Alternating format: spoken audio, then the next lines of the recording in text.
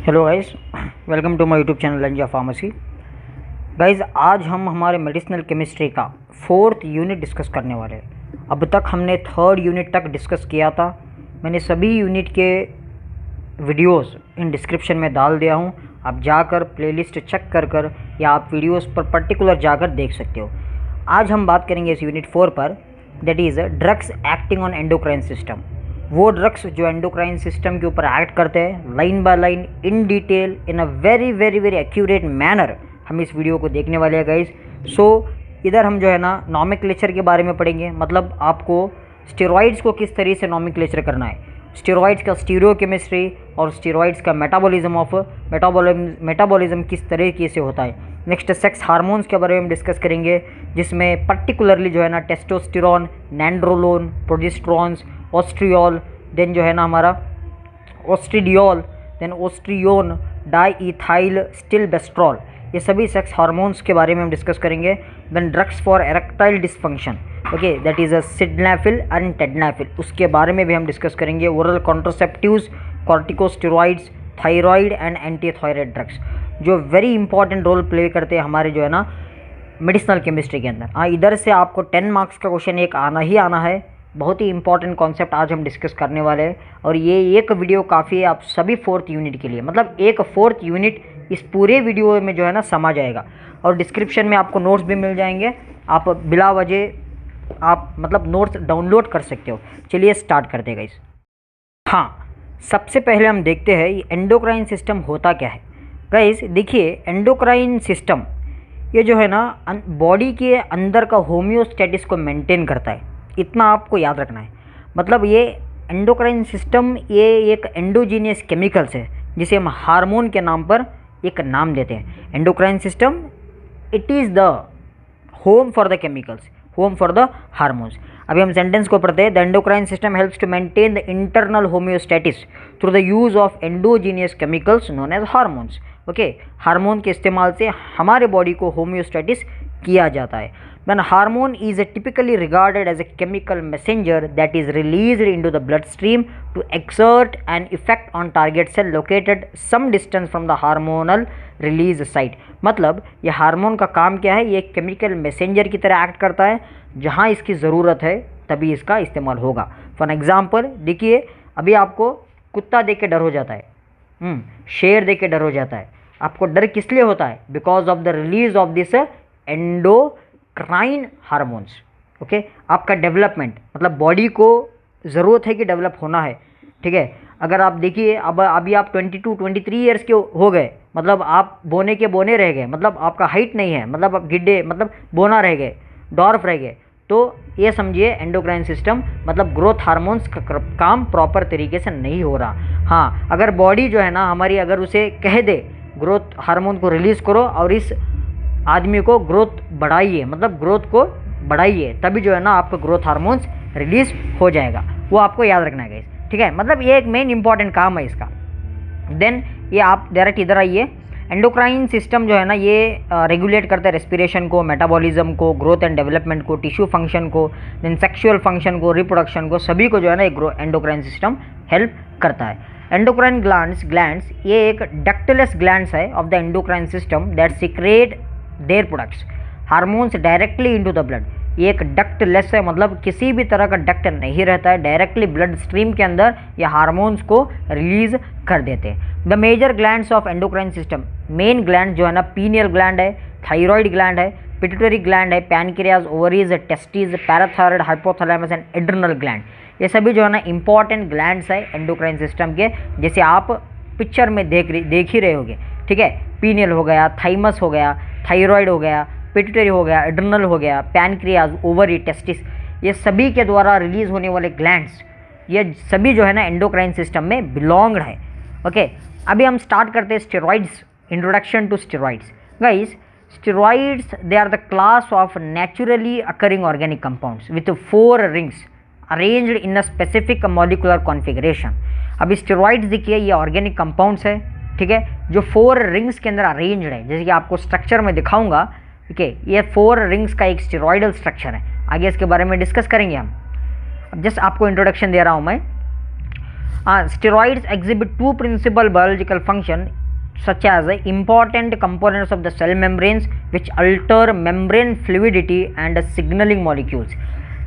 Steroids का काम देखिए इंपॉर्टेंट दो फंक्शन से प्ले करता है। फर्स्ट फंक्शन ये फ्लूइडिटी मेंटेन करता है सेल मेम्ब्रेन के अंदर, और सिग्नल मॉलिक्यूल्स को सिग्नल करता है ये स्टेरॉइड हार्मोन।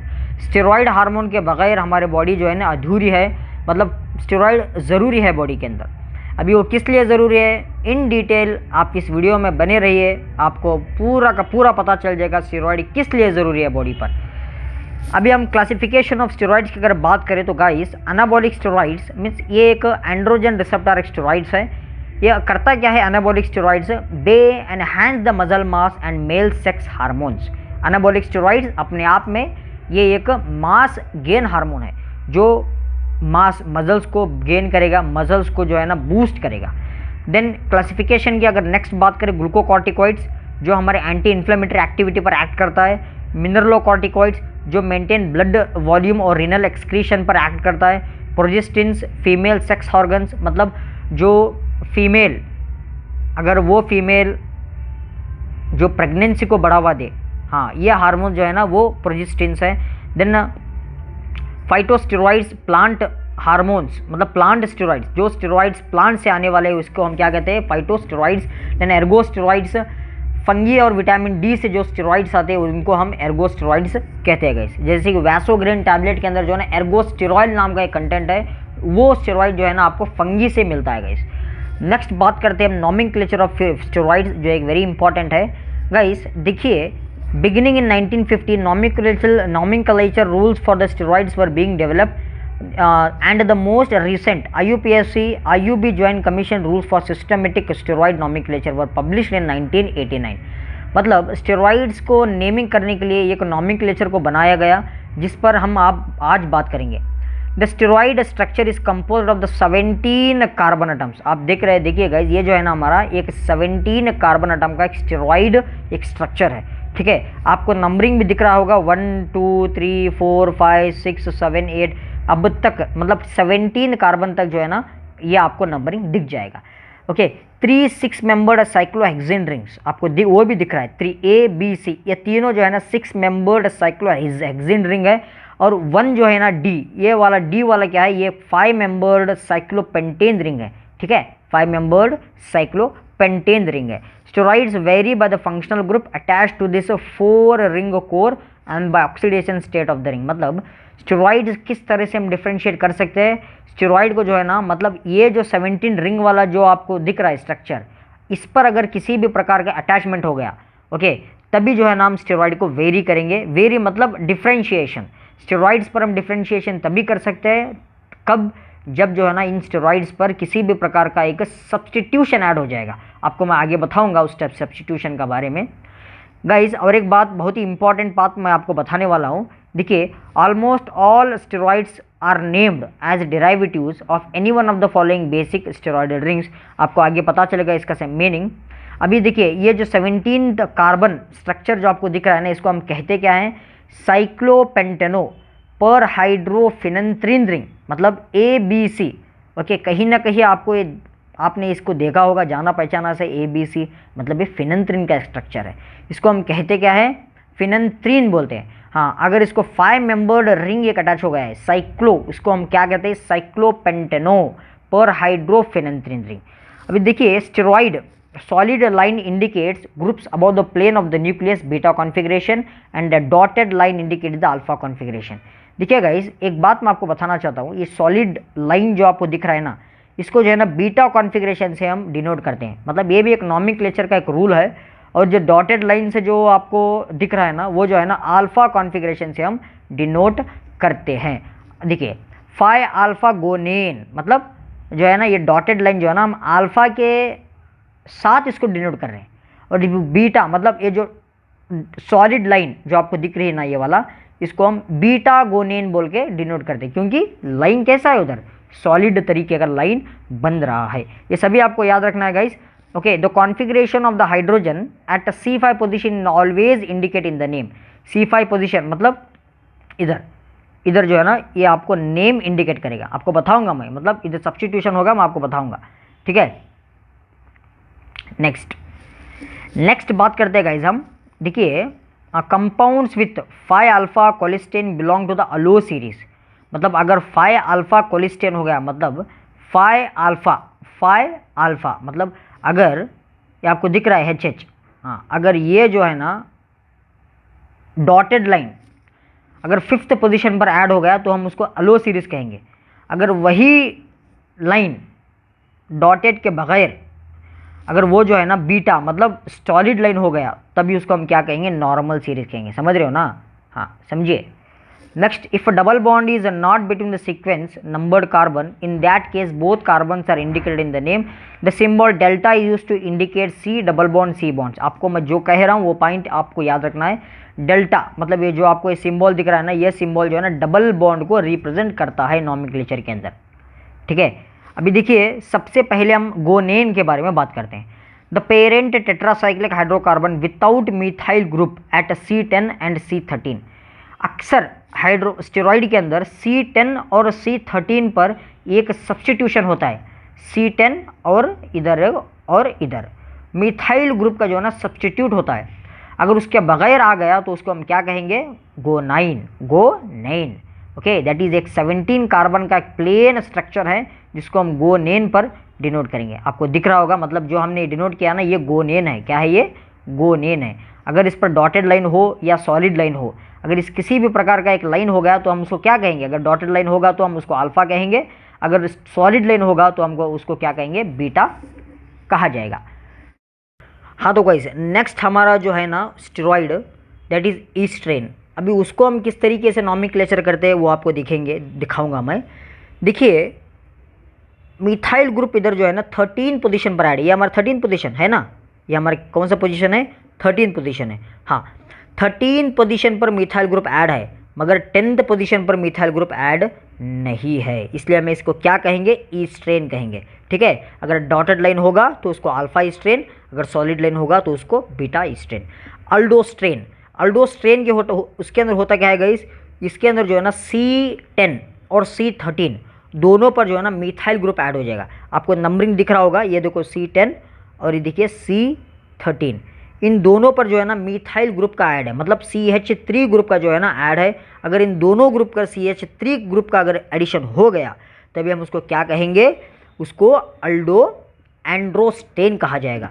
अगर डॉटेड लाइन पर है तो उसको अल्फा एंडोस्ट्रेन, और उसको जो है ना बीटा जब कहेंगे तब उसको सॉलिड पैटर्न में होगा। नेक्स्ट, प्रेग्नेन अब हम कब कहते हैं गाइज, जब मिथाइल ग्रुप C10 और C13 पर अटैच हो with a side chain C17। मतलब ये जो है ना C17 वाला है, ठीक है, ये क्या है, ये C17 है ना। हाँ, C17 पर अगर साइड चेन अटैच हो गया तब इसको हम क्या कहेंगे उसको जो है ना प्रेग्नेन कहेंगे। मतलब अप टू 21 कार्बन तक हम अटैच कर सकते हैं, उसको हम कहते क्या है, प्रेग्नेन। ठीक है, next, cholane and cholestane. The hydrocarbon with methyl group at C10 and C13।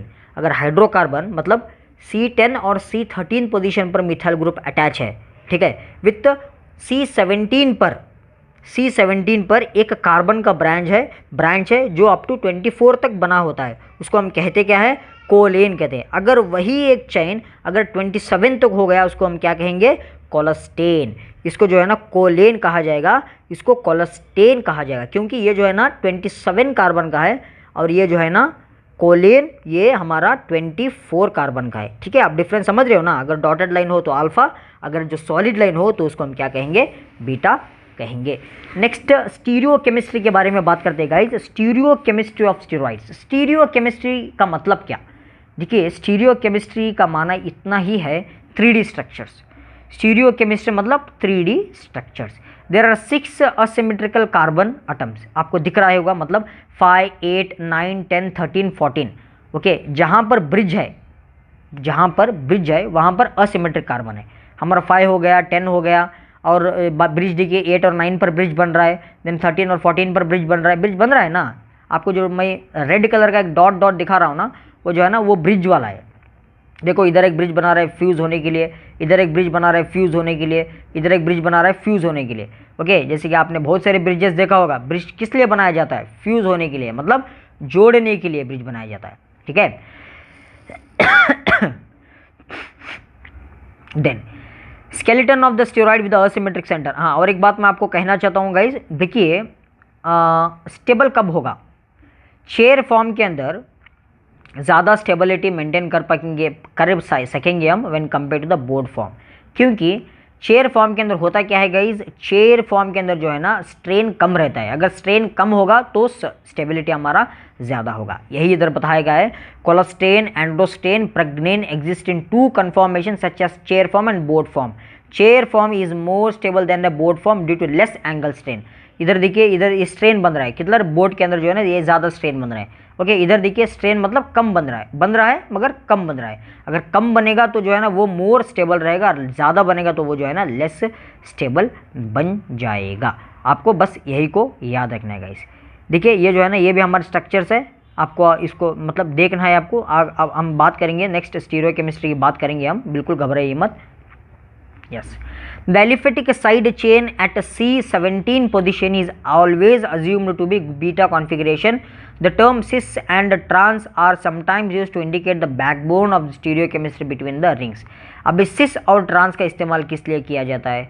देखिए गाइस, cis मतलब जो है ना अगर सेम पोजीशन पर सब्स्टिट्यूट अटैक हो गया तो उसे हम क्या कहेंगे, cis कहा जाएगा। अगर वही जो अगर अपोजिट पोजीशन में अटैक होगा हम उसे क्या कहेंगे, ट्रांस कहा जाएगा। मगर इधर जो है ना उस तरीके से नहीं है, इधर जो है ना अलग ही कंडीशन है, सिस और ट्रांस के अंदर पैटर्न अलग तरीके का है, मैं आपको बताऊंगा। देखिए ये जो है ना हमारा ए और बी है, ये क्या है, ए रिंग है और ये बी रिंग है। अभी इधर वो लोग कहते क्या है, 5 alpha steroid A B trans, मतलब देखिए अपोजिट डायरेक्शन में है ना, देखिए इधर है और ये इधर है, अपोजिट डायरेक्शन में। तब अगर अपोजिट डायरेक्शन में होगा उसको हम क्या कहेंगे, ट्रांस कहा जाएगा। क्या कहेंगे उसको, जो है ना ट्रांस कहा जाएगा अगर अपोजिट डायरेक्शन में डॉटेड लाइंस में होगा। अगर वही CH3 और H, इधर देखिए गौर करिए आप, इधर जो है ना सॉलिड लाइन में होगा तो उसको क्या कहेंगे, बीटा, मतलब ए बी सिस कहा जाएगा। ए और बी रिंग किस तरीके से है, सिस है, इधर ए और बी रिंग जो है ना इधर ट्रांस में है, बस आपको यही याद रखना है, ओके। नेक्स्ट आप बात करेंगे wavy position, structure of trans cis form of steroid. ये देखिए वेवी पोजीशन आ गया, if A and B fusion cis and trans both position possible और position is unknown, it is indicated by wavy line. मतलब ये अगर wavy line के अंदर इंडिकेट हो गया, मतलब इस तरीके से वेवी लाइन के अंदर इंडिकेट हो गया तो वो क्या कहा जाएगा, वो दोनों कहा जाएगा, मतलब ट्रांस भी कहा जाएगा और सिस भी कहा जाएगा। अगर डॉटेड लाइन पर है तो उसको क्या कहा जाएगा, उसको जो है ना ट्रांस कहा जाएगा। अगर एक स्टेरॉइड लाइन है उसको क्या कहा जाएगा, उसको सिस कहा जाएगा। इसको आपको बहुत बहुत बहुत धीमी तरीके से याद रखना है। लास्ट हम बात करते हैं हमारा metabolism steroids. Guys metabolism of steroids, देखिए स्टेरॉइड्स जो है ना वो कहीं ना कहीं जाके मेटाबॉलाइज होना ही होना है, बॉडी के अंदर मेटाबॉलाइज ब्रेकडाउन होना है। मेटाबॉलाइज होने के लिए वेरी इंपॉर्टेंट हार्मोन जो है ना साइटोक्रोम P450 का इस्तेमाल होता है, ठीक है, साइटोक्रोम P450 और साइटोक्रोम P3A4। आपको देखना है इधर, देखिए अभी फॉर एग्जांपल एक स्टेरॉइड बॉडी के अंदर घुस गया, अभी वो घुसा हुआ स्टेरॉइड जो है ना मेटाबॉलाइज होना है, आपको पता है मेटाबॉलाइज किधर होगा, लिवर के अंदर मैक्सिमम मेटाबॉलाइज हो जाएगा। अभी वो जो है ना धीरे धीरे मतलब एक एक स्ट्रक्चर, अभी ये देखिए ये जो है ना आपको एक कॉम्प्लेक्स स्ट्रक्चर है, इस कॉम्प्लेक्स स्ट्रक्चर के अंदर जो है ना ये हमारा जो कीटोन ग्रुप है इसको हाइड्रोक्सी के अंदर कन्वर्ट होना पड़ेगा, okay, with help of the glucuronidation और सल्फोनेशन के साथ, और इसके OH जो ग्रुप है ना इसको कीटोन के अंदर कन्वर्ट होना पड़ेगा। बस इस तरीके से जो है ना हाइड्रोलाइज होना पड़ेगा, मतलब रिडक्शन ऑक्सीडेशन सब कुछ हो जाएगा इधर with help of the hepatic P450 enzyme के द्वारा, ठीक है। आपको इतना ही याद रखना है गाइस, अब बस इतना ही लिखिए, बस काफ़ी है। मेटाबॉलिज्म बहुत आसान तरीके से मैंने बताया है, दूसरे टेक्स्ट बुक्स में या दूसरे वीडियोस वगैरह मैंने देखा है उसमें जो है ना मतलब क्लमजी किया गया है, बस मैं इतना ही बताना चाहूँगा। मतलब ऑक्सीडेशन रिडक्शन होगा स्टेरॉइड्स का, ओके, हाइड्रोक्सी ऑक्सीडेशन भी होगा, जहाँ पर जो है ना P450 का एंजाइम का इस्तेमाल होगा, उस पर जो है ना अगर P450 एंजाइम का इस्तेमाल होने से बहुत सारे स्टेरॉइड्स मेटाबॉलाइज होंगे, मतलब उनका ब्रेकडाउन हो जाएगा, कैटालिटिक एक्टिवेशन हो जाएगा, इतना आपको याद रखना है। तो गाइस अब हम बात करेंगे सेक्स हार्मोन्स। देखिए ये सेक्स हार्मोन्स जो है ना ये स्टेरॉइड हार्मोन्स है, मेन इम्पॉर्टेंट सेक्स हार्मोन्स की अगर हम बात करें तो ईस्ट्रोजन एंड टेस्टोस्टेरोन है। वो जो है ना प्रोड्यूस, मतलब जो ओवरीज से, टेस्टिस से एंड एड्रेनल कॉर्टेक्स से प्रोड्यूस होते हैं, मतलब उनका प्रोडक्शन होता है, और वो इफेक्ट करते हैं ग्रोथ और function of the reproductive organs, okay, और for the development of the secondary sex characteristics. Estrogens and progestins are the female sex organs, androgens are male sex organs. ये आपको बहुत बहुत इंपॉर्टेंट पॉइंट है, ये आपको याद रखना है, ठीक है। ये जो हार्मोन्स है ना, sex hormones, mainly they are synthesized from the cholesterol, mainly the gonads and adrenal cortex. ये बात आपको याद रखना है। यस, हम बात करते हैं that is a testosterone. Testosterone it is the male sex hormone and anabolic steroid है। ये क्या है? अनाबॉलिक स्टेरॉइड। मतलब अनाबॉलिक माना क्या, मतलब अनाबॉलिक का मीनिंग क्या गाइस? अनाबॉलिक मतलब ए सिंथेटिक स्टेरॉइड है, मतलब जो ह्यूमन मेड है, बाहर से हम तैयार करते हैं इसको, अनाबॉलिक स्टेरॉइड को। मार्केट में आप बहुत सारे अनाबॉलिक स्टेरॉइड्स देखे होंगे, जिस पर डायनाबॉल इंजेक्शन बोल के एक आता था पहले, मतलब जो मसल को गेन करने के लिए, ओके, जब एथलेटिक्स को बूस्ट करने के लिए इसका दुरुपयोग होता है। इसका जो है ना, एक्चुअली अनाबॉलिक स्टेरॉइड्स बैन्ड है मार्केट के अंदर। हाँ, मतलब चंद बॉडी बिल्डर्स जो है ना इसके इस्तेमाल करके मसल्स को ग्रोथ करते हैं। Testosterone plays a key role in development of male reproductive systems such as testes and prostates, as well as promoting secondary sexual characters, increase muscle and bone mass and growth of body hair. आपको दिख रहा होगा structure of testosterone, ये है structure testosterone का। ये structures को आपको प्रैक्टिस करना है, सिंपल। ये तीन जो है ना आपको बेंजीन रिंग तो कॉमन मिल जाएगा, और एक पेंटेन रिंग जो है ना ये कॉमन मिल जाएगा। बस आपको अटैच क्या करना है, OH ग्रुप अटैच करना है और डबल बॉन्ड O, ओके, मतलब थर्ड पोजीशन पर कीटोन ग्रुप और जो है ना 17 पोजीशन पर OH ग्रुप। ये आपको याद रखना है गाइस, ठीक है। अभी अगर मैकेनिज्म ऑफ एक्शन की बात करें, मतलब ये करते क्या है गाइस, ये टेस्टोस्टेरोन जो है ना इंड्यूस करते हैं जीन एक्सप्रेशन को, ओके। अगर जीन का एक्सप्रेशन इंक्रीज हो गया, माना इंड्यूस हो गया, तो क्या होगा, it causes the growth and development of the masculine sex organs and secondary sexual character. ये क्या करेंगे, ग्रोथ को डेवलप करेंगे, ग्रोथ को इंक्रीज कर देंगे, जीन एक्सप्रेशन को इंक्रीज करके जो है ना ग्रोथ को इंक्रीज करेंगे, मस्कुलाइन सेक्स ऑर्गन्स को इंक्रीज कर देंगे। आप समझना है इसको। स्ट्रक्चरल एक्टिविटी रिलेशनशिप की हमें कोई ज़रूरत नहीं है, मेटाबॉलिज्म की भी कोई ज़रूरत नहीं है, मगर आपको इतना याद रखिए, टेस्टोस्टेरोन जो है ना ये मेटाबॉलाइज होके डाईहाइड्रो टेस्टोस्टेरोन और एस्ट्राडियोल में कन्वर्ट हो जाता है। अगर हम एडवर्स इफेक्ट की बात करें तो देखिए, एक्नी, स्वेलिंग, ब्रेस्ट एनलार्जमेंट इन मेन, ये जो है ना हमारे एक एडवर्स इफेक्ट्स है। अगर सीरियस एडवर्स इफेक्ट्स की अगर हम बात करें तो liver toxicity, heart disease, behavioural changes. ये भी देखा गया है कि जो है ना जो बॉडी बिल्डर्स रहते हैं, ठीक है, जो आप अपने आप को एक बॉडी बिल्डर कहते हैं, वो अक्सर इस टेस्टोस्टेरोन का इस्तेमाल करते हैं। हाँ, जब वो 45, 49, 50 ईयर्स तक आ जाते हैं तो उन्हें जो है ना सडन हार्ट अटैक आ जाता है। क्यों? बिकॉज ये एक मेजर साइड इफेक्ट है टेस्टोस्टेरोन का, ठीक है, एक अनाबॉलिक स्टेरॉइड्स का मेजर साइड इफेक्ट है, वो आपको याद रखना है। यूजर्स की अगर हम बात करें, देखिए ये सेक्सुअल डिसफंक्शन में इस्तेमाल किया जाता है मेन, और इम्प्रूव्ड लिबिडो कंडीशन को इम्प्रूव करने के लिए। अभी लिबिडो मतलब वो मेन जिसमें सेक्स का कैरेक्टर कम है, तभी हम देते हैं, और बोन मास को इंक्रीज करने के लिए दिया जाता है। Next is a nandrolone. Nandrolone ये भी एक तरीके का एक सेक्स हार्मोन है, okay. It is also known as 19 nor testosterone, ठीक है। ये भी एक सिंथेटिक स्टेरॉइड है गाइज, एक अनाबॉलिक स्टेरॉइड है, आप कह सकते हो, okay. It is used to form of ester such as nandrolone, decanoate. Market के अंदर का डेकाडेरोबिलिन बोल के मिल जाता है, आसानी से मिल जाता है डेकाडेरोबिलिन, ठीक है। इसका भी मिसयूज़ किया जाता है मार्केट के अंदर। देखिए ये स्ट्रक्चर है नैंड्रोलिन का। अभी मैकेनिज्म ऑफ एक्शन है क्या इसका? सिंपल, इसका मैकेनिज्म ऑफ एक्शन है ना, ये जो है ना एंड्रोजन रिसेप्टर को बाइंड करके और जो है ना टेस्टोस्टेरोन की एक्टिविटी को बढ़ा देता है। मतलब ये करता क्या है, ये एंड्रोजन रिसेप्टर अगोनिस्ट है, एंड्रोजन को बाइंड करके उनकी एक्टिविटी को इंक्रीज करता है। लगभग ये टेस्टोस्टेरोन का जो काम है ना वही काम को ये करता है, जो टेस्टोस्टेरोन का काम है वही काम भी इसका ही है। मतलब ये थोड़ा एक्टिविटी को इंक्रीज करता है, टेस्टोस्टेरोन के रोल को इंक्रीज कर देता है। ये बात आपको ज़रूर याद रखना है। देन अगर हम इसके एडवर्स इफेक्ट्स की बात करें तो masculinization like acne, increased hair growth, voice changes, इस एडवर्स इफेक्ट्स है। यूजर्स की अगर हम बात करें, anaemia, okay, then osteoporosis, then breast cancer, ये सभी जो है ना यूजेस है इसके, किसके, नैंड्रोलिन के।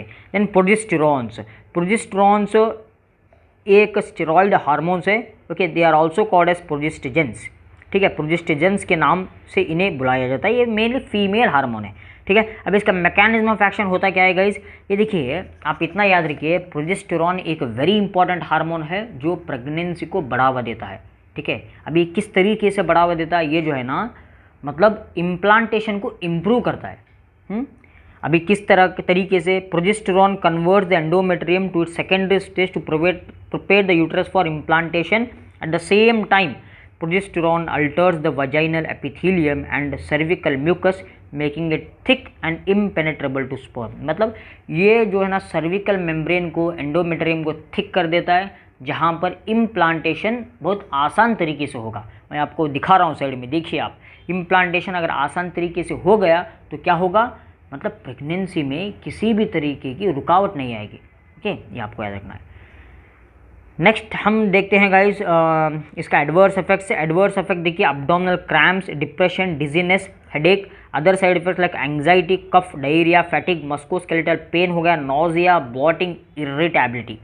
Uses, it is used combination with estrogens mainly in hormone therapy for menopausal symptoms, okay, and low sex hormone levels in women, okay, low sex hormone level women के अंदर उन्हें भी दिया जाता है। और मेनोपॉजल सिम्टम्स, मेनोपॉज मतलब menstrual period जल्दी ही ठहर जाना, चंद फीमेल्स के अंदर मेंस्ट्रुअल साइकिल जो है ना वो ठहर जाता है। एक्चुअली 50-55 ईयर्स इसका एक पीरियड है, तब जाके मेनोपॉज या मतलब मेंस्ट्रुअल साइकिल को ठहरना होता है। मगर चंद लेडीज़ के अंदर 35, 36 या 40 ईयर्स के आसपास ही जो है ना मेनोपॉज सिम्टम्स आने लगते हैं, मतलब उन्हें पीरियड नहीं होता है, तभी भी इसका इस्तेमाल किया जाता है। Next guys, ऑस्ट्रियोल। ऑस्ट्रियोल भी एक प्रकार का एक स्टेरॉइड हार्मोन है जो मेजर एस्ट्रोजन है जो इन्वॉल्व है प्रेगनेंसी के अंदर, वो वेरी इंपॉर्टेंट है, प्रेगनेंसी में ये भी बढ़ावा देता है। स्ट्रक्चर की अगर बात करें, ये तो स्ट्रक्चर है हमारा, ओके, आपको स्ट्रक्चर को याद रखना है, प्रैक्टिस कर लेना है। नेक्स्ट मैकेनिज्म ऑफ एक्शन अगर इसकी बात करें, ये जो है ना एस्ट्रियोल, ये करता क्या है गाइस, मतलब ये इतना ही करता है, मतलब ये जो है ना फर्टिलिटी को बढ़ाता है, इतना आप याद रखिए। किस तरीके से, ये अंटागोनाइज करता है जी प्रोटीन कपल रिसेप्टर को और फर्टिलिटी को बढ़ा देता है। Adverse effects, few adverse effects है, जैसे कि वजाइनल डिस्कम्फर्ट, डिस्चार्ज हो गया, या एंडोमेट्रियल हाइपरप्लासिया हो गया, टायर्डनेस हो गया, breast, then include breast tenderness हो गया, ये सभी जो है ना, तो ये हो गया हमारा uses, structure and side effects of estriol.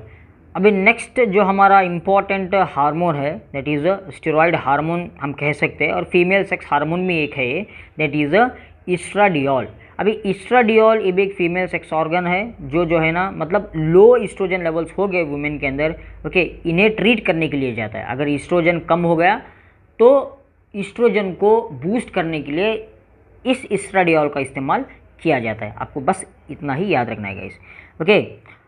Next हम बात करते हैं इसके नेक्स्ट स्ट्रक्चर, दैट इज़ एस्ट्रियोन। अभी एस्ट्रियोन भी एक तरीके का मेजर एंडोजीनियस ईस्ट्रोजेंस है, जो मतलब ये भी जो है ना बढ़ावा देता है ईस्ट्रोजन को। इतना ही आप याद रखिए, जो मैं कह रहा हूँ उतना याद रखिए बस। ये स्ट्रक्चर हमारा ईस्ट्रोजन का। मैकेनिज्म की अगर बात करें तो ये करते क्या है, ये अगोनिस्ट है किसके, of estrogen receptors ER alpha and ER beta के। मतलब ये अगोनिस्ट मतलब इनके काम को, इनका जो वर्क है ना ईस्ट्रोजन को प्रोडक्शन करना, ये और थोड़ा इंक्रीज कर देंगे, ये आपको याद रखना है। नेक्स्ट अगर हम बात करें डाईइथाइल स्टिलबेस्ट्रॉल। डाईइथाइल स्टिलबेस्ट्रॉल ये भी एक synthetic non steroidal estrogen medication है। ये एक ही मेडिकेशन है जो स्टेरॉयड नहीं है, मतलब स्टेरॉयड के तरह बिहेव करता है। ये एक सिंथेटिक है, नॉन स्टेरॉयडल ईस्ट्रोजन मेडिसिन है, ठीक है, मेडिसिन है। और इसका इस्तेमाल हम बहुत अगर देखे गए तो जो है ना ये जो है ना अट्रोपिक वजाइनाइटिस में दिया जाता है, मेनोपॉजल सिम्टम्स के अंदर भी इसका दिया जाता है। Then postpartum lactation. अभी अट्रोपिक वजाइनाइटिस का माना क्या है, देखिए दोस्त, मतलब जो है ना वजाइना में स्वेलिंग आ जाना। देन मेनोपॉजल सिम्टम्स को आपको पता ही है, मतलब मेंस्ट्रुअल साइकिल का स्टॉप हो जाना। पोस्टपार्टम लैक्टेशन मतलब अगर पोस्टपार्टम, पोस्ट मतलब माना क्या, पोस्ट मतलब बाद का, जब बच्चा हो जाता है, जब बेबी आ जाता है, ठीक है, जब बेबी बाहर आ गया उस बेबी को दूध भी पिलाते हैं, फिर भी मतलब excess production of the milk, उसको हम क्या करते हैं, पोस्टपार्टम लैक्टेशन कहते हैं। ये हमारा स्ट्रक्चर है डाई इथाइल स्टिलबेस्ट्रॉल। इसको हम किस लिए इस्तेमाल करते हैं, ये सभी जो प्रॉब्लम्स है ना इन्हें रिपेयर करने के लिए ये दिया जाता है। नेक्स्ट गाइज हम बात करते हैं हमारा next important drugs for erectile disinfection, erectile dysfunction के ड्रग्स की अगर हम बात करें तो गाइज सिडनाफिल और टेडनाफिल ये एक मेजर ड्रग्स है। सबसे पहले बात करें ये एरेक्टाइल डिसफंक्शन होते क्या है। देखिए erectile dysfunction is the inability to get और keep an erection firm enough to have sexual intercourse. Okay, then it is sometimes referred as a impotence भी हम कहते हैं इस एरेक्टाइल डिसफंक्शन को। इस इम्पोर्टेंस मेन कॉज है, स्ट्रेस कॉज है इसका। और अगर पेशेंट सफ़र है इस इरेक्टाइल डिसफंक्शन या इम्पोर्टेंस से तो सब मेडिसिन्स है जिन्हें देकर हम इन प्रॉब्लम्स को दूर कर सकते हैं। First one is sildenafil. अभी ये सिडनाफिल ये जो है ना ये एक एरेक्टाइल डिसफंक्शन का एक ड्रग है जो वायाग्रा बोल के मेडिसिन अवेलेबल है मार्केट के अंदर। ये स्ट्रक्चर है वायाग्रा का और स्ट्रक्चर ऑफ सिल्डेनाफिल का एक स्ट्रक्चर है। आप इसको अच्छे से देखिए, मतलब इधर सल्फर भी अटैच है, ठीक है, NH भी अटैच है, C डबल बॉन्ड कीटोन भी अटैच है, आपको इसको याद रखना है। नेक्स्ट अगर मैकेनिज्म ऑफ एक्शन की बात करें तो गाइज ये करते क्या है, ये जो है ना ये ब्लॉक करते हैं फॉस्फोडायस्टेस को, और फॉस्फोडायस्टेस को ब्लॉक कर मसल को रिलैक्स कर देते हैं। अगर मसल रिलैक्स हो गया तो क्या होगा, रिलैक्स हो गया तो जो है ना ब्लड प्रॉपर तरीके से फ्लो होगा। अगर ब्लड प्रॉपर तरीके से फ्लो होगा तो स्वेलिंग आ जाएगा, मतलब उस पेनिस के अंदर जो है ना वो प्रॉपर तरीके से फ्लो होगा और इरेक्शन हो जाएगा। ओके, बस इतना याद रखना है। सिडनाफिल मेन इंपॉर्टेंट करता क्या है, फॉस्फोडायस्टेज एंजाइम को ब्लॉक करता है। वो अगर ब्लॉक होने से क्या होता है, मतलब ब्लड फ्लो अच्छा हो जाता है। अगर ये ब्लॉक हो गया तो ब्लड फ्लो जो है ना पेनिस के अंदर which regulates blood flow penis के अंदर एक प्रॉपर मात्रा में हो जाता है। ठीक है, इसको आपको याद रखना है। देन टेडनाफिल ये भी एक तरीके का एक डिसफंक्शन हार्मोन है। मतलब कौन सा डिसफंक्शन हार्मोन, ये भी एक प्रकार का एरेक्टाइल डिसफंक्शन हार्मोन है, ड्रग है, दैट इज़ ए टेडनाफिल। और ये एडमिनिस्टर किया जाता है to treat male sexual function problem, erectile हो, एरेक्टाइल डिसफंक्शन हो या इम्पोर्टेंस हो। आपको स्ट्रक्चर तो दिख ही रहा होगा। इसका भी जो है ना मैकेनिज्म ऑफ एक्शन सेम है। ये ब्लॉक करते हैं फॉस्फोडायस्टर एंजाइम को एंड इंक्रीज करते हैं blood flow to the penis. ठीक है, समझिए। नेक्स्ट हम एडवर्स इफेक्ट की बात करें तो गाइज हेडेक होगा, स्टमक अपसेट होगा, बैक पेन, मसल पेन, ये सभी जो है ना इसके साइड इफेक्ट्स है। और एक इंटरेस्टिंग फैक्ट मैं आपको बताना चाहता हूँ, ये जो है ना मतलब ये इम्पोर्टेंस के मेडिसिन्स, ओके, ये जो है ना ये एम्प्टी स्टमक लेने से बहुत बेहतरीन इनका काम रहता है। एम्प्टी स्टमक आपको लेना है और half an hour before sex, okay, half an hour before लेंगे तो इसका एक्शन भी जो है ना बहुत अधिक मात्रा में होगा according to the Indian council, मतलब ये मेडिसिन के द्वारा। यस, नेक्स्ट हम बात करते हैं ओरल कॉन्ट्रासेप्टिव्स। मतलब इन्हें एक और भाषा में जो है ना बर्थ कंट्रोल पिल्स बोल के कहते हैं। ठीक है, मतलब ये किस लिए लिया जाता है, बर्थ को कंट्रोल करने के लिए लिया जाता है गाइस। अगर इसके फर्स्ट वन मेडिसिन की अगर हम बात करें तो मेफेप्रिस्टोन हो गया, या हमारा मैं आपको बताऊंगा, बस ये आप याद रखिए। एग्जाम्पल्स फॉर ओरल कॉन्ट्रासेप्टिव्स का लिवोनॉर्जिस्टेरॉल एक एग्जाम्पल है, देन नॉरइथेस्ट्रॉन भी एक एग्जाम्पल है, देन कंबाइंड पिल्स जैसे कि मेफेप्रिस्टोन हो गया, मिसोप्रोस्टॉल हो गया। ओके, ये जो है ना 95% इफेक्टिव है during first 50 days of the pregnancy. अगर प्रेगनेंसी के 1-2 महीने के अंदर अगर इसको लिया जाए तो ये बहुत ही इफेक्टिव है, मगर इसका साइड इफ़ेक्ट्स भी बहुत मेजर साइड इफ़ेक्ट्स है। अगर इसे लेने से डेथ भी हो जाती है, क्योंकि सीवियर हैवी ब्लीडिंग होता है। हमने देखा है पेशेंट को सीवियर हैवी ब्लीडिंग भी होता है इस मतलब इस मिफेप्रिस्टोन एंड मिसोप्रोस्टॉल को लेने से। अभी मिफेप्रिस्टोन ये एक सिंथेटिक स्टेरॉइड है, ओके, जो करता क्या है गाइस, ये अबॉर्शन को बढ़ावा देता है। मिफेप्रिस्टोन अबॉर्शन को बढ़ावा देता है, आपको बस इतना याद रखना है। अभी mifepristone is an anti progestin that blocks the action of progesterone. मैंने आपको कहा था प्रोजेस्टेरॉन एंडोमेट्रियम को मजबूत बनाता है, इम्प्लांटेशन को बढ़ावा देता है। इसी तरीके से मिफेप्रिस्टोन करता क्या है, ये जो है ना प्रोजेस्टेरॉन के काम को रोक देता है। अगर प्रोजेस्टेरॉन का काम रुक गया तो होगा क्या, मतलब इम्प्लांटेशन डिक्रीज हो जाएगा, ओके, और प्रोजेस्टेरॉन अगर सीक्रेट होना बंद हो गया तो एंडोमेट्रियम का लीनिंग थिन हो जाएगा और इसे जो है ना प्रेगनेंसी नहीं ठहर सकेगा। इसलिए आपको ये इंपॉर्टेंट ड्रग है। देन ये जो है ना मिफोप्रिस्टोन कंबाइन किया जाता है, मतलब और एक ड्रग के साथ इसका एक्टिविटी तुरंत और एक्यूरेट दिखाने के लिए। नेक्स्ट नॉर्जिस्ट्रॉल। नॉर्जिस्ट्रॉन एक तरीके का प्रोजेस्टेरोन हार्मोन है जो एक मतलब जो प्रेगनेंसी को प्रिवेंट करता है। ये करते क्या है, प्रोजेस्टेरोन को जो है ना बाइंड करते हैं, एस्ट्रोजन रिसेप्टर्स को बाइंड करते हैं एंड ये जो है ना डिक्रीज कर देते हैं प्रेगनेंसी के चांसेस को। नेक्स्ट साइड इफेक्ट जो है ना सभी के सेम आप लिखिए, stomach cramping, blotting, dizziness, headache, tiredness, ये सभी साइड इफेक्ट्स है। अगर यूजर्स की बात करें, it is used the hormone that prevents pregnancy by making a vaginal fluid thicker to help to prevent the sperm from reaching an egg। ये क्या करते हैं, मतलब वजाइना का जो फ्लूइड है ना उसे थिक बना देते हैं, मतलब स्पर्म को एंट्री होने से बचाते हैं। एक्सेस ये क्या प्रोड्यूस करते हैं, एक्सेस ये जो है ना मैंने साइकिल को प्रोड्यूस करते हैं, मतलब एक्सेस जो है ना फ्लूइड को ये सिक्रेट कर देते हैं, वो इतना थिक रहता है कि स्पर्म एंटर नहीं कर सकता, ये आपको याद रखना। देन लिवोनॉर्जिस्ट्रॉल, ये भी एक सिंथेटिक एक स्टेरॉइड है जो एक डेरिवेटिव है टेस्टोस्टेरोन का। ओके, ये भी एक तरीके का कॉन्ट्रासेप्टिव पिल है, ठीक है, कॉन्ट्रासेप्टिव पिल है, आपको याद रखना है। नेक्स्ट हमारा इंपॉर्टेंट टॉपिक वो है कॉर्टिकोस्टेरॉइड्स। अभी कॉर्टिकोस्टेरॉइड माना क्या, देखिए गाइस ये भी एक तरीके के स्टेरॉइड हार्मोन्स है, ठीक है, जो प्रोड्यूस होते हैं एड्रेनल कॉर्टेक्स से। कहाँ से, एड्रेनल कॉर्टेक्स हमारा कहाँ रहता है, मैं आपको बताऊंगा अभी स्ट्रक्चर में एड्रेनल कॉर्टेक्स कहाँ रहता है कहाँ नहीं रहता है। देखिए एड्रेनल कॉर्टेक्स जो है ना एड्रेनल ग्लैंड के ऊपर रहता है, एड्रेनल ग्लैंड जो हमारे किडनी के ऊपर जो रहता है ना उसको हम एड्रेनल ग्लैंड कहते हैं। आउटर मोस्ट लेयर को हम क्या कहते हैं, एड्रेनल कॉर्टेक्स कहते हैं, जैसे कि आपको स्ट्रक्चर में दिख रहा होगा।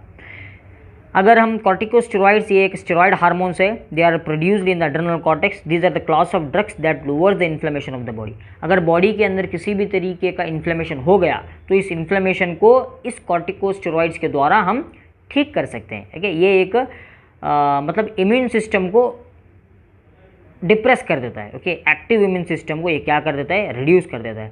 ओके, बहुत सारे हमारे कॉर्टिकोस्टेरॉइड्स है, सम नेचुरल भी है सम सिंथेटिक भी है। अगर नेचुरल जो हमारे बॉडी के अंदर सीक्रेट होता है वो है कॉर्टिसोन और हाइड्रोकॉर्टिसोन, अल्डोस्टेरॉन भी हो गया और डीऑक्सीकॉर्टिकोस्टेरॉन।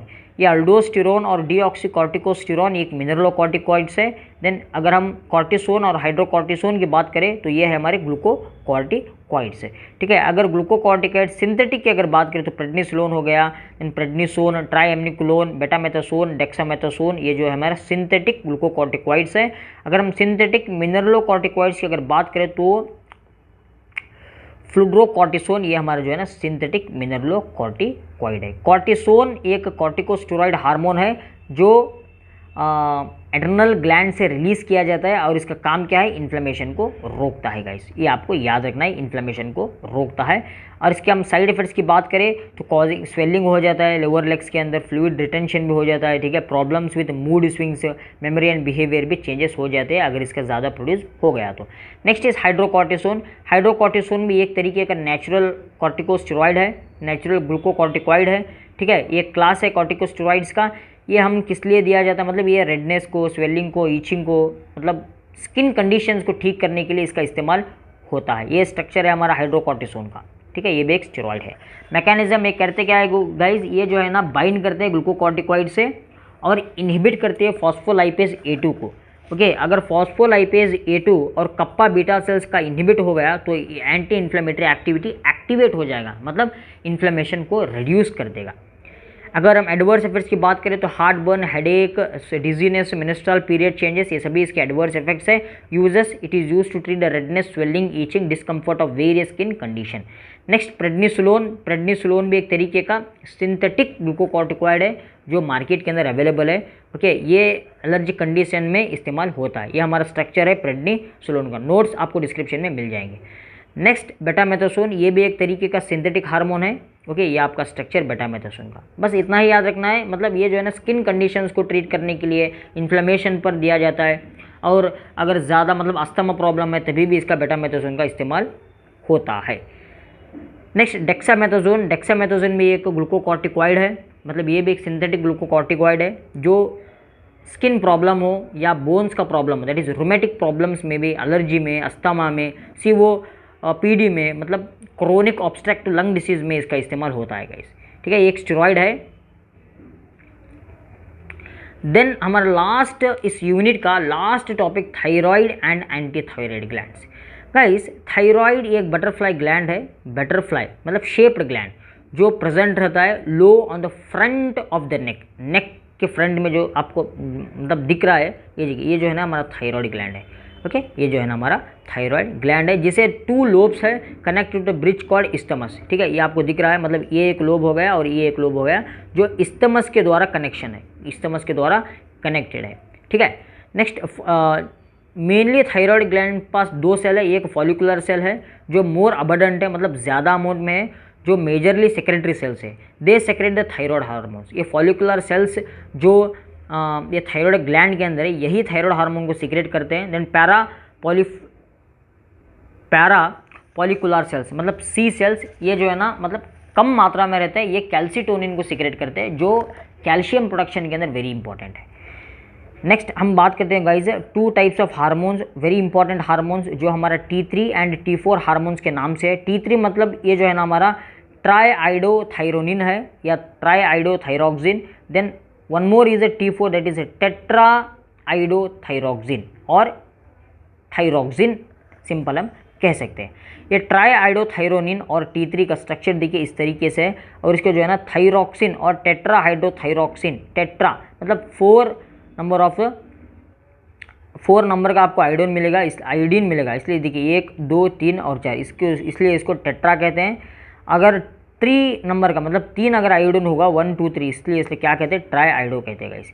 ओके, एल थायरोक्सिन ये एक मतलब एक सिंथेटिक तरीके का एक थायरोक्सिन है। ओके, लिवोथायरोक्सिन उसको कहते हैं, is a synthetic form of thyroxine that is T4। It is manufactured form of the thyroid hormone thyroxine. इसे किस लिए दिया जाता है, इसलिए इसे जो है ना ट्रीट करने के लिए, थायराइड हार्मोन को ट्रीट करने के लिए, ओके वो कंडीशन को ट्रीट करने के लिए एल थायरोक्सिन का इस्तेमाल होता है गाइज। और ये जो है ना it also use to prevent the thyroid tumours हो जाता है थायराइड्स के अंदर, उन्हें प्रिवेंट करने के लिए भी ये दिया जाता है। ये हमारा स्ट्रक्चर है एल थायरोक्सिन का और लिवोथायरोक्सिन का स्ट्रक्चर है जिसका और एक नाम that is thyroxine T4। Okay, अभी इसका मैकेनिज्म ऑफ एक्शन की अगर बात करें तो ये करते क्या है गाइस, ये जो है ना thyroxine stimulates oxygen utilisation and heat production of the body cells. मतलब ये करते क्या है, ये जो है ना T4 सेल्स को सीक्रेट करने के लिए हेल्प करते हैं, मदद करते हैं। ओके, मतलब ये इंक्रीज करते हैं T4 सेल्स को स्टिमुलेट करने के लिए, मतलब प्रोडक्शन के लिए, इतना ही आप याद रखिए। ठीक है, T4 सेल्स को अगर हाइपोथायरॉयडिज्म हो गया तो अगर थायरोक्सिन का लिबरेट हो गया तो जो है ना आप उस प्रॉब्लम से बाहर आ सकेंगे। हाइपोथायरॉयडिज्म को हम अगर थायरोक्सिन देंगे तो वो लेवल नॉर्मल हो जाएगा, इसलिए थायरोक्सिन का इस्तेमाल किया जाता है। ठीक है, एडवर्स इफेक्ट्स ये जो है ना इसके एडवर्स इफेक्ट अगर हम बात करें तो हाइपर थायरॉयडिज्म हो जाता है, मतलब ज़्यादा लेने से हमारा थायराइड का प्रॉब्लम ज़्यादा हो जाएगा, मतलब हाइपर हो जाएगा। हाइपो के लिए इस्तेमाल किया जाता है, अगर अधिक मात्रा में होगा तो थायराइड हार्मोन ज़्यादा सीक्रेट होने लगेगा, इसलिए इसका हाइपर थायरॉयडिज्म एक साइड इफेक्ट है।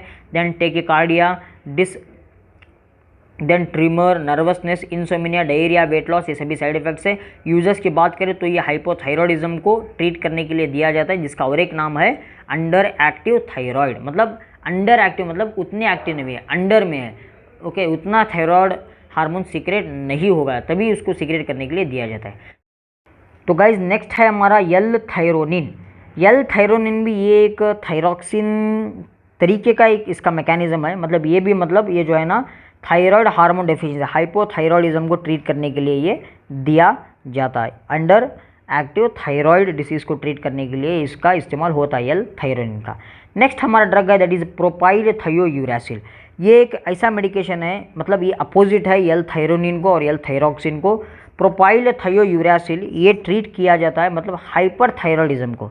उस पेशेंट को अगर ज़्यादा थायराइड हार्मोन सीक्रेट हो रहा है तो उस थायराइड हार्मोन को सीक्रेट होने से बचाएगा, मतलब ज़्यादा होने से T4 सेल्स या T3 सेल्स का अधिक मात्रा में सीक्रेट होने को ये रोकेगा। That is propyl thiouracil. Okay, आपको वो ये बात याद रखना है। मतलब ग्रेव्स डिसीज़ के द्वारा जो है ना excess amount of the thyroid hormone secrete होगा। ग्रेव डिसीज़ एक ऑटो इम्यून डिसीज़ है, अगर excess amount of the thyroid hormone secrete होगा तो क्या होगा, गोइटर का प्रॉब्लम हो जाएगा, मतलब ग्रेव डिसीज़ नोडुलर गोइटर का प्रॉब्लम हो जाएगा। ओके, आपका जो है ना आपके नेक के पास एक तरीके का डेपोजिशन हो जाएगा। डेपोजिशन मतलब एक नोड्यूल फॉर्म का, जैसे कि आपको पिक्चर में दिख रहा है, उस तरीके से आपको एक एनाटॉमी आपको मिल जाएगी। उसको ठीक करने के लिए प्रोपाइल थायोरेसल का इस्तेमाल होता है। वो किस लिए होता है? Because of hyper thyroidism. Mechanism of action की अगर बात करें तो इनहिबिट करते हैं आयोडाइड टू आयोडीन को कन्वर्ट होने में। आप सिंपल सी एक बात याद रखिए, देखिए अगर आयोडीन कन्वर्ट हो गया तो वो थायरॉक्सिन हार्मोन को प्रोड्यूस करेगा। अगर आयोडीन के अंदर कन्वर्ट नहीं होगा तो वो थायरॉक्सिन हार्मोन को सीक्रेट नहीं करेगा, प्रोड्यूस नहीं करेगा। अब ये प्रोपाइल थायोरेसल ये करते क्या है? ये थायराइड पेरोक्सीडेज को बाइंड कर देते हैं और इनहिबिट करते हैं conversion of iodide to iodine. अगर आयोडाइड आयोडीन के अंदर कन्वर्ट नहीं होगा तो जो है ना हमारा थायरोक्सिन सीक्रेट नहीं होगा, इसलिए डिग्रेड हो जाएगा production of thyroxine and triiodothyronine. Okay, जो एक वेरी इंपॉर्टेंट थायराइड ग्लैंड के हार्मोन्स है, आपको इतना याद रखना है। और ये जो है ना मेटाबोलाइज हो जाते हैं लिवर के अंदर। ओके, देन प्रोपाइल थायोयूरेसिल अगर यूजर्स की बात करें तो these are used to treat the over active thyroid hyper thyroidism. Okay, hyper thyroidism को ट्रीट करने दिया जाता है। ये स्टॉप करता है थायराइड ग्लैंड को by making too much thyroid hormone. Next हमारा एक और thyroid anti thyroid gland anti thyroid hormone that is methimazole. Methimazole भी ये जो है ना ये एक मतलब इनहिबिट करता है synthesis of the thyroid hormones को। ठीक है, ये स्ट्रक्चर है हमारा मिथिमजोल का। स्ट्रक्चर को आपको प्रैक्टिस करना है, 10 मार्क्स पर ये फिक्स क्वेश्चन है, बहुत बार पूछा गया है। ठीक है, इसका भी मैकेनिज्म ऑफ एक्शन सेम है। ये मिथिमजोल आयोडीन को कन्वर्ट होने में रोकता है। किसमें? आयोडीन में। आयोडाइड टू आयोडीन में कन्वर्ट होने पर रोकता है। अगर आयोडाइड आयोडीन में कन्वर्ट नहीं होगा तो थायराइड हार्मोन का सिक्रेशन नहीं होगा। अगर थायराइड हार्मोन का एक्सेस सिक्रेशन नहीं होगा तो हाइपर थायरॉयडिज्म कंडीशन भी नहीं होगी। एक 1-to-1 लिंक है गाइस। ओके, इसका भी जो है ना एक्सटेंसिवली मेटाबोलाइज होता है लिवर के अंदर with the help of the cytochrome P450 enzyme. Okay, ये मिथिमजोल हाइपरथायरॉयडिज्म को ट्रीट करने के लिए दिया जाता है और it is also used before thyroid surgery और रेडियो एक्टिव आयोडीन ट्रीटमेंट में भी इसका इस्तेमाल होता है। ओके यस गाइज, ये हो गया हमारा यूनिट 4 का कंप्लीट वीडियो। ठीक है, आपको ये वीडियो देखने से मतलब पूरी जानकारी मिल जाएगी यूनिट 4 की, जिसमें हमने जो है ना नॉमेनक्लेचर किस तरीके से किया जाता है स्टेरॉयड हार्मोन्स का उसको देखा है और उसके बाद में हम सेक्स हार्मोन्स पर देखा है। देन इरेक्टाइल डिसफंक्शन और इम्पोर्टेंस के बारे में भी हमने डिस्कस किया है, उनके ड्रग्स के बारे में भी हमने डिस्कस किया है। ठीक है, देन एट लास्ट हमने जो है ना या थायराइड डिसीज़ को ट्रीट करने के लिए हाइपर होगा तो कौन सा ड्रग दिया जाएगा, हाइपो होगा तो कौन सा ड्रग दिया जाएगा, सभी को हमने डिस्कस किया है। गाइज, नोट्स आपको डिस्क्रिप्शन में मिल जाएंगे, आप नोट्स को डाउनलोड कर सकते हो। ठीक है, चैनल को सब्सक्राइब करें और वीडियो को शेयर करना मत भूलेगा। Thank you.